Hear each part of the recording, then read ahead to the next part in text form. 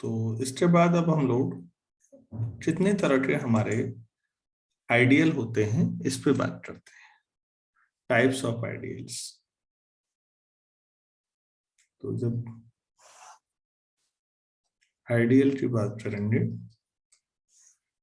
तो सबसे पहले हम लोग बात करते हैं प्रिंसिपल आइडियल। तीन तरह के होते हैं। प्रिंसिपल मुख्य मतलब आइडियल, प्राइम आइडियल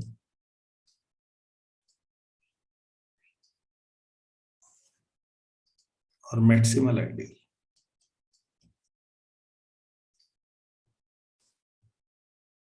हमें मान के चलते हैं कोई रिंग हुआ है, उससे ये आइडियल की बात हो रही है।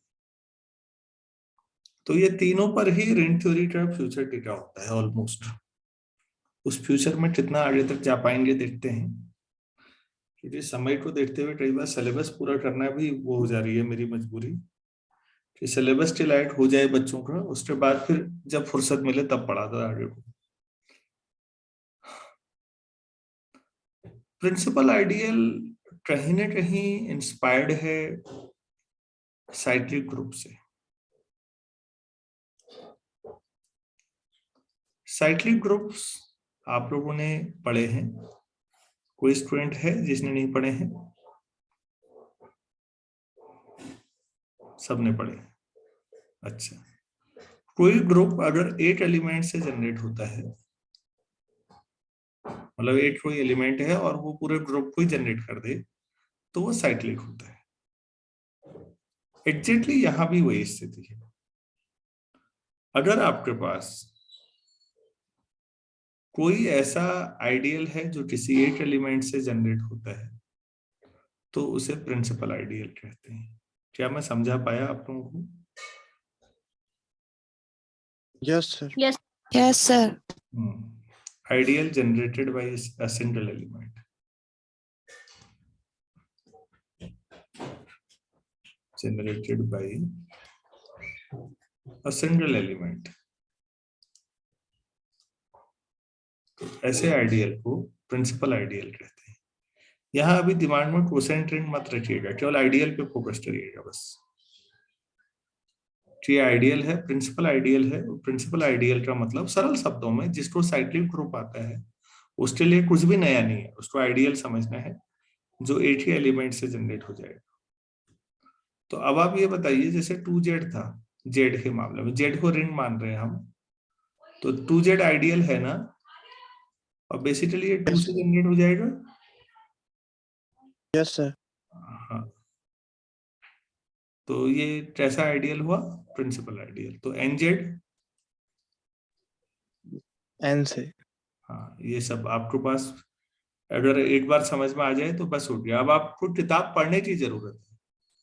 देखिए प्लीज, हम केवल गाइडलाइन दे रहे हैं, हम समझा रहे हैं, रास्ता ये है बच्चों, समझाया। अब आपको बुक्स तो पढ़नी चाहिए। बुक्स नहीं पढ़ सकते कोई बात नहीं, यूट्यूब पे बहुत सारे लोग बहुत अच्छे तरीके से पढ़ा रहे हैं, आप उनको देख लीजिए, आपको समझ में आ जाएगा। लेकिन तीनों में डिफरेंस दिमाग में बैठाना जरूरी है। अब हम आते हैं दूसरे टाइप के आइडियल पे, प्राइम आइडियल। प्राइम आइडियल में यह है कि जैसे प्राइम नंबर्स में ए बी बिलोंग्स टू, अगर ए है तो इसका मतलब आइदर ए बिलोंग्स टू ए होना चाहिए या बी बिलोंग्स टू ए होना चाहिए। और ए इंटू बी, अगर ए आइडियल है, आइडियल को मैं ए से दिखा दे रहा हूं यहां, ए आइडियल है ऑफ अ रिंग आर, ठीक हो गया। और ए इंटू बी दो एलिमेंट का प्रोडक्ट ए में है, तो फिर या तो ए या बी में से कम एक ए में होना चाहिए, पूरा प्रोडक्ट भले ही आर का, आपको ये होना चाहिए। हेलो,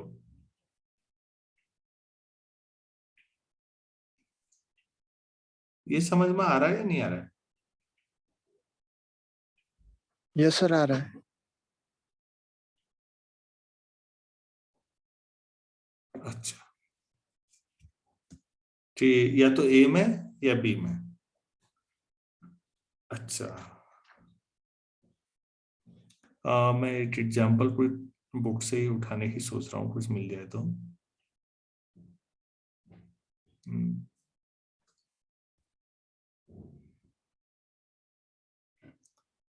प्राइम आइडियल में प्राइम नंबर्स पे तो होंगे ही होगा। जैसे पी जेड है, P for prime number, P Z prime ideal होगा। पी प्राइम है तो P Z is prime ideal of R, of Z.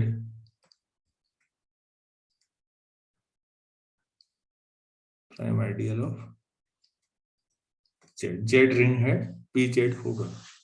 क्यों होगा? कोई भी दो अगर ले लें आप नंबर, उनका प्रोडक्ट अगर आप पी जेड में ले रहे हैं, अब आप पी प्राइम की जो कंपोजिट सोचिए, कोई नंबर सोचिए 6z जैसे, तो बच्चों 6z में कैसा एलिमेंट आएंगे? 0 ±6 ±12 ±18 प्लस एंड सो ऑन। अच्छा, 6 जो है वो 6z में है ना? Yes sir. तो मैंने इसको लिखा 2 × 3 जो है वो 6z में है। ठीक हो गया। क्या 2 6z में है नो या सर। 3 6z में है?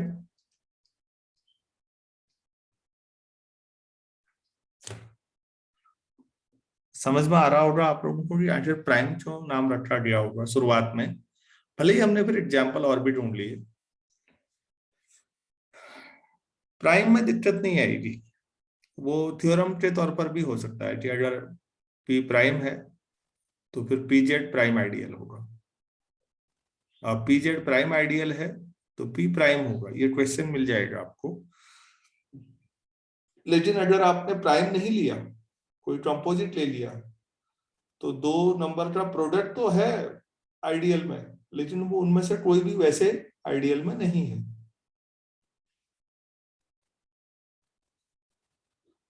तो भाई मैं समझा पाया या नहीं समझा पाया प्राइम आइडियल?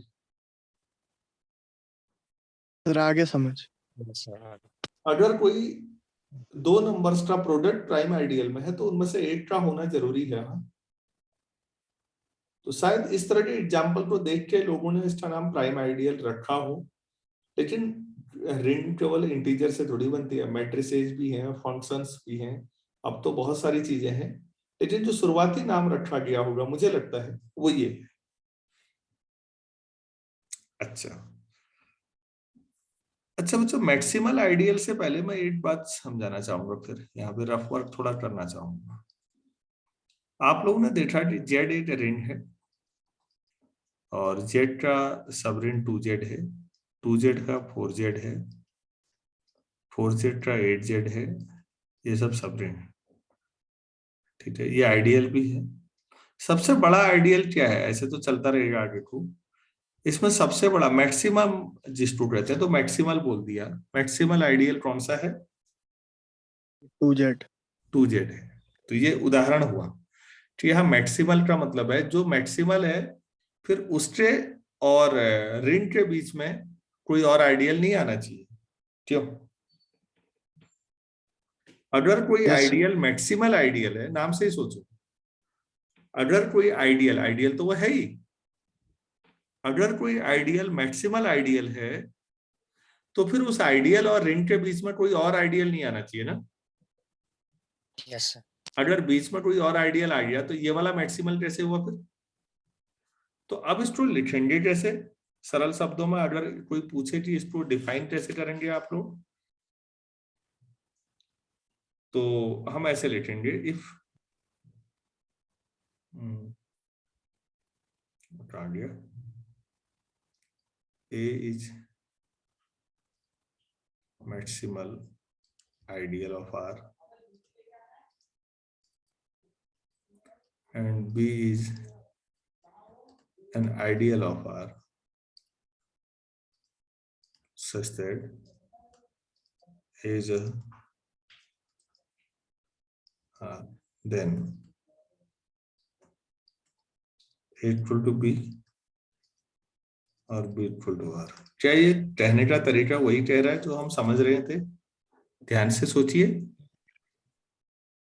Yes sir. ए अगर मैक्सिमल होगा तो बी कहाँ जाएगा फिर? अब बी या तो ए के बराबर हो जाएगा या बी पूरा आर ही है।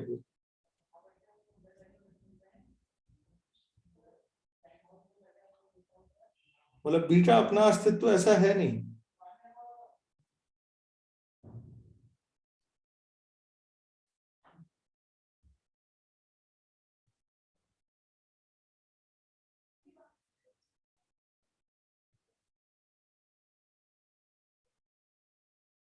हेलो बच्चों, कहने का तरीका अलग हो सकता है थोड़ा सा ना, तो लेकिन बात ध्यान से समझोगे तो आपको लगेगा ये वही तो है जो हम कहना चाह रहे थे।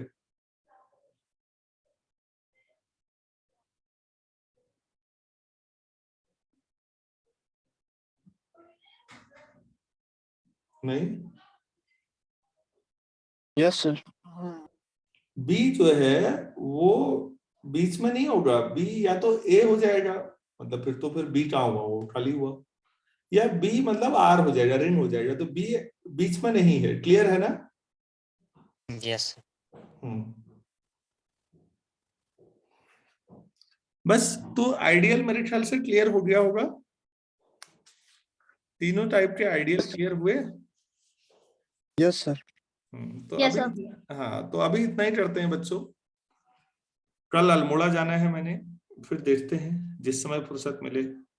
कल भी जाना है, फिर 9 को भी जाना है, फिर 10 को भी वहीं रहना है, काउंटिंग है।